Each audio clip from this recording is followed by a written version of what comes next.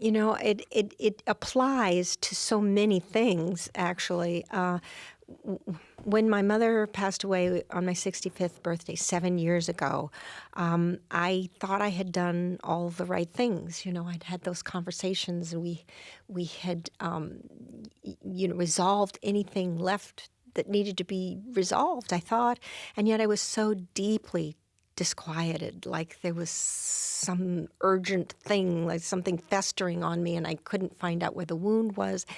Behind every Oscar, behind every iconic role, lies a story untold. Today, we pull back the curtain on one of Hollywood's most beloved actresses. The struggles she faced, the battles she won, and the painful truth she kept hidden for decades. When Sally Field stood on that stage clutching her second Academy Award and uttered those famous words, "You like me, right now, you like me," little did the world know the profound journey that brought her to that moment. A journey marked by childhood trauma, professional rejection, and a desperate search for identity. She was born in 1946. Sally Field's early life was far from the fairy tale one might imagine for a future Hollywood star. In her candid memoir, In Pieces, Field reveals the trauma that shaped her formative years. After her parents divorced, her mother Margaret married stuntman Jack Mahoney. What should have been a new beginning became a nightmare, as Field later revealed that her stepfather sexually abused her throughout her childhood. In her memoir, Field writes a heartbreaking passage. "Mom, where are you? I want to look up and see you coming to help me. I've adored you all my life, fiercely believing my own fairy tale about you, and during those important years, you abandoned me." This trauma created what Field describes as a fog that enveloped much of her life, except remarkably when she was acting. Fields said, "Part of my survival mechanism, certainly as I was moving into adolescence, was to put myself in a fog so that feelings were less sharp, everything was numb to a degree." Yet at age 12, something miraculous happened when she first stepped on stage. Fields said, "The fog cleared, a bell rang, and I could hear myself. I could react now to whomever was across from me in whatever way it was. It didn't matter whether it was likable or not likable. It's what I really was." The world first met Sally Field as the sunny, surf-loving teenager in Gidget, followed quickly by her role as the Flying Nun. These cheerful characters stood in stark contrast to the darkness she carried within. She said, "I was also in pieces. There was and has always been a very strong aspect, personality of me that is very sunny and Gidget.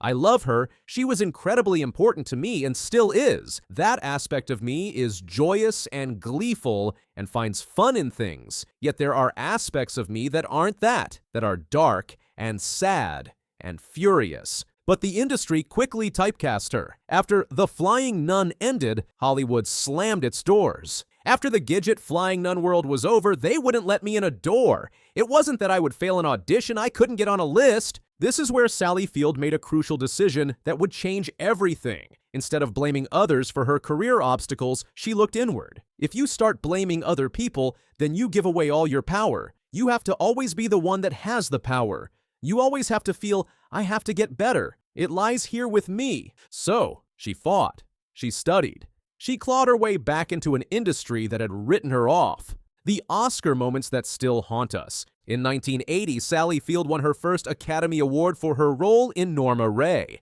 But something was missing from what should have been the pinnacle of her career. When I won the award for Norma, I really wasn't there in my body. I didn't exist. It was so overwhelming that this had gone on for months and months that by the time we got to this big show, I don't know that I actually allowed any of it to sink in and feel it. Field made a promise to herself. If such an honor ever came her way again, she would allow herself to truly experience it. And the winner is Sally Field in Places in the Heart. And then came that speech. Perhaps the most misquoted, misunderstood Oscar acceptance speech of all time. The first time I didn't feel it, but this time I feel it. And I can't deny the fact that you like me right now, you like me. What most people don't realize is the context behind those words. Field wasn't expressing neediness or insecurity, she was celebrating a profound personal victory. What mattered was, with that one moment in time, I did it. I landed it. And I thank them for feeling it. It will diminish you and your talent, if you have any, if you don't let yourself feel the good things. Because believe me, you really feel the bad things, and you take them to heart, and they fester. For decades, Sally Field carried unresolved trauma, keeping boxes of unopened letters, unread reviews, and journals she couldn't bear to revisit. Then at age 65, her mother passed away, on Field's birthday, no less. Despite believing she had done all the right things and resolved any lingering issues with her mother, Field felt deeply disquieted afterward. She described it as an urgent feeling, something festering that she couldn't identify. This profound discomfort prompted a 7-year journey of self-discovery that culminated in her memoir, In Pieces, a title that perfectly captures her fragmented sense of self throughout her life.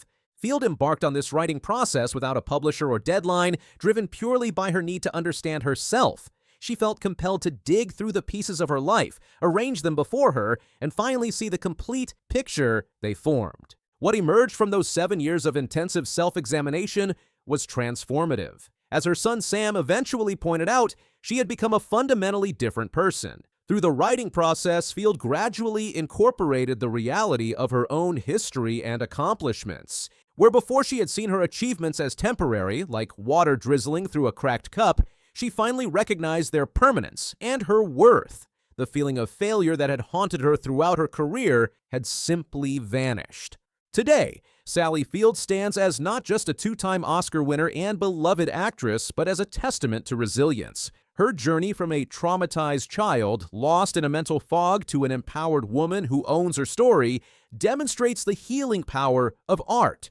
Throughout her life, Field has chased those rare, transcendent moments of feeling utterly, exquisitely alive. Moments she first discovered on stage at 12 years old. Though those moments initially came and went in flashes, she kept searching for that feeling of aliveness through every role. From the sunny optimism of Gidget and the Flying Nun to the fierce determination of Norma Ray. From the maternal devotion of Forrest Gump's mother to the complex dignity of Mary Todd Lincoln. Each character became a piece of Field herself, and through embodying them, she gradually assembled her own identity. Her Oscars sit on her shelf, her performances are etched in film history, but perhaps Sally Field's greatest achievement is something far more personal, the courage to face her broken pieces and finally see the beautiful mosaic they create. Field's story reminds us that behind every star on the Walk of Fame lies a human journey of struggle, survival, and ultimately, triumph. What if I told you that one of NASCAR's most beloved icons once nearly lost it all? Before the $300 million empire, before the sprawling 200-acre estate, Dale Earnhardt Jr. made a decision that could have destroyed everything his family had built.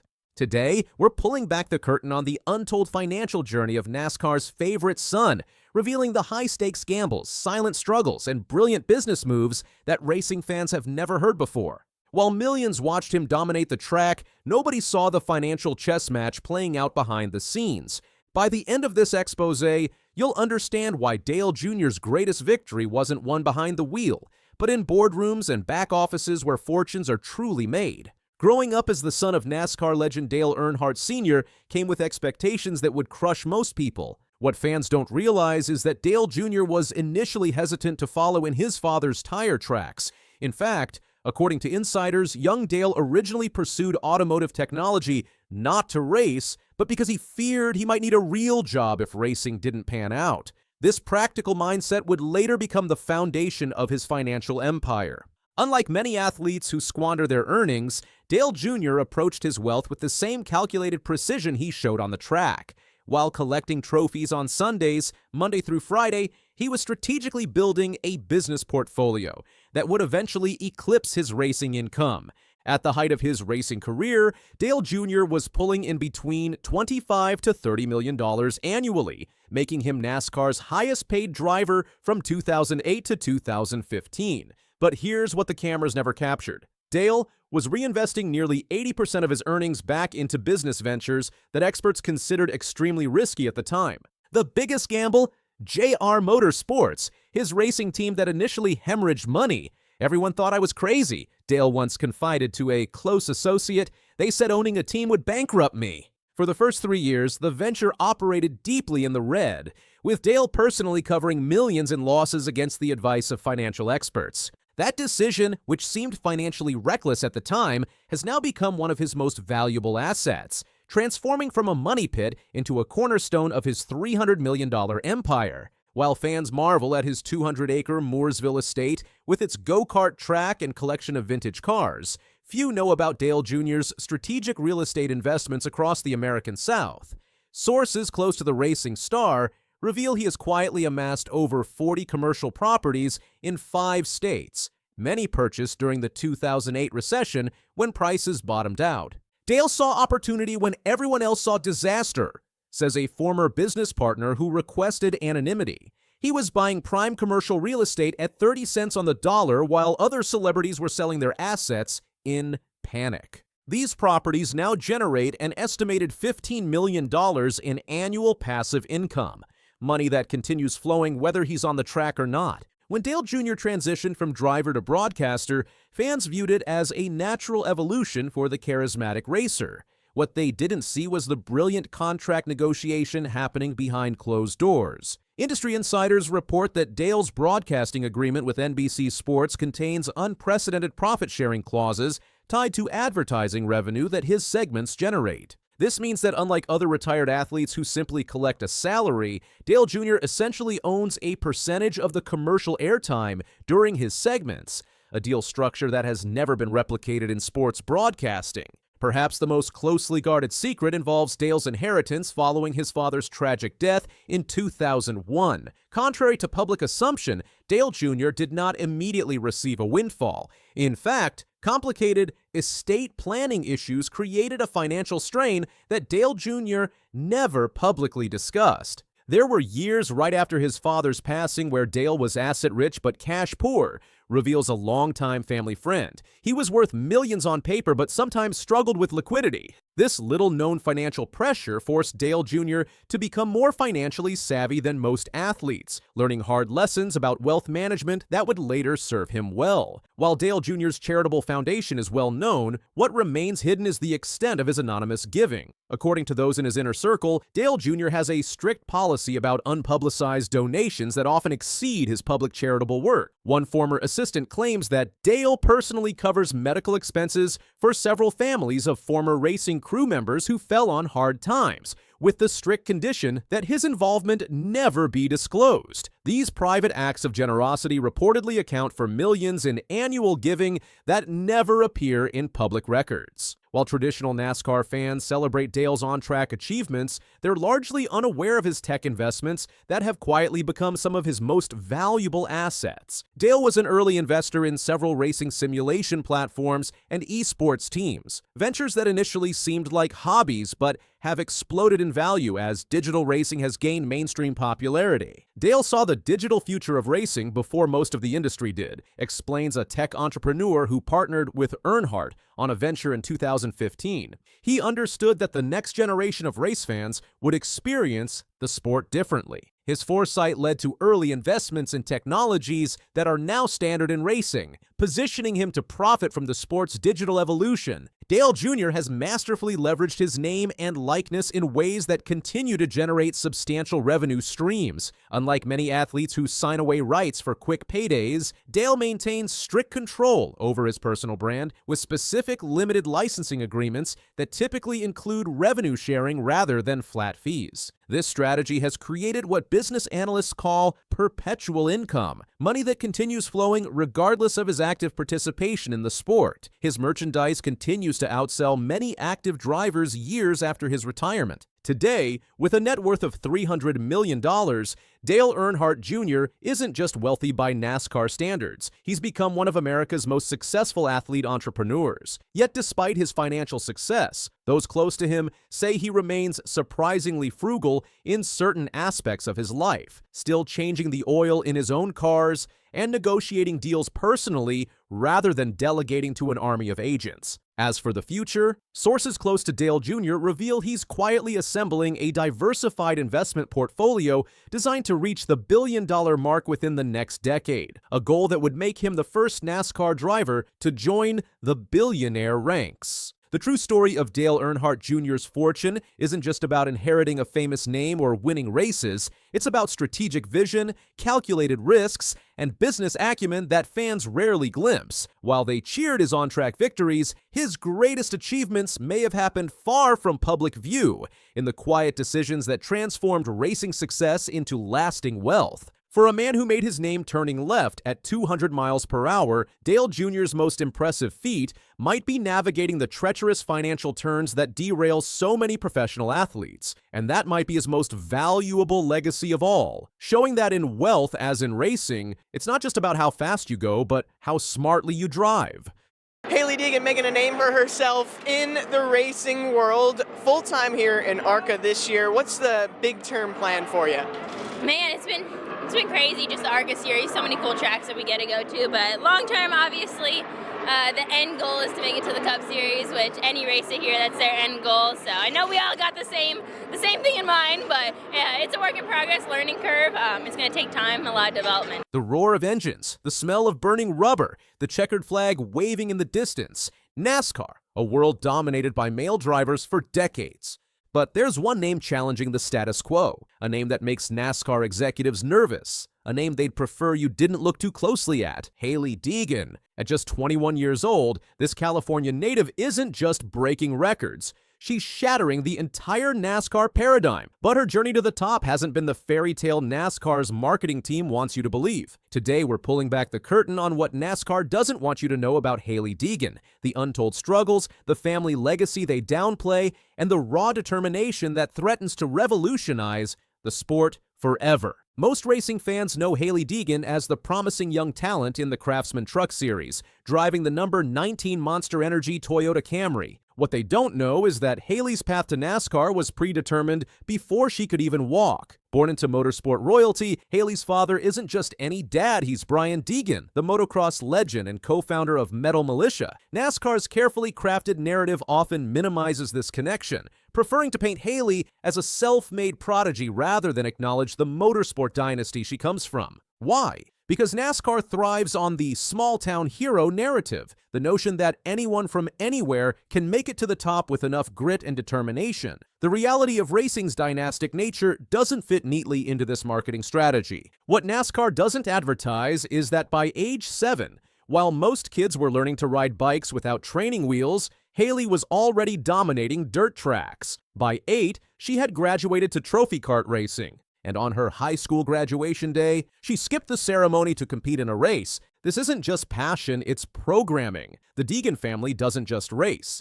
They live and breathe speed, danger, and competition. But here's what really makes NASCAR executives uncomfortable. Hailie Deegan isn't playing by their rules. In 2018, she made history by becoming the first woman to win a NASCAR K&N Pro Series race. This wasn't supposed to happen. Not this soon, not this dramatically. Female drivers in NASCAR have traditionally been positioned as novelties, not champions. They're marketed for their appearance first, talent second. Hailie flipped that script, forcing NASCAR to reckon with a female driver who couldn't be relegated to female driver status. She was simply a winner. And then there's the money. The racing industry has a vested interest in maintaining the myth that success comes primarily through talent rather than financial backing. The uncomfortable truth? Racing is one of the most expensive sports to break into. While NASCAR happily promotes Hailie's $450,000 per season salary, what they don't emphasize is the millions required to get to that point. From her earliest dirt bike days through multiple racing series, the Deegan family's investment in Hailie's career likely reaches into 7 figures. This is the dark secret of motorsports that organizations like NASCAR prefer to keep quiet, the astronomical financial barriers to entry that keep talented drivers from disadvantaged backgrounds from ever getting a shot. Then there's Hailie's social media empire, an aspect of her career that makes traditional NASCAR executives deeply uncomfortable. With over 1.3 million followers across platforms, Hailie isn't just a driver. She's a brand, a content creator, and a direct-to-fan marketing powerhouse. She doesn't need NASCAR's permission to speak to her audience. This direct connection threatens the traditional power dynamics in racing, where drivers were expected to be grateful, compliant brand ambassadors who stayed on message. Hailie represents the new generation drivers who build their own platforms and bring their own audiences to the sport, rather than the other way around. Her YouTube presence with her family gives fans unprecedented access to life behind the scenes. No carefully staged photo ops, no scripted interviews, just raw, unfiltered reality that NASCAR can't control. And let's talk about what really makes NASCAR nervous: Haley's potential to become bigger than the sport itself. In racing's hierarchy, the sport has always been positioned above any individual driver. Stars come and go, but NASCAR remains. Haley challenges this order. With her crossover appeal, social media presence, and unique position as a groundbreaking female driver, she has the potential to transcend NASCAR entirely.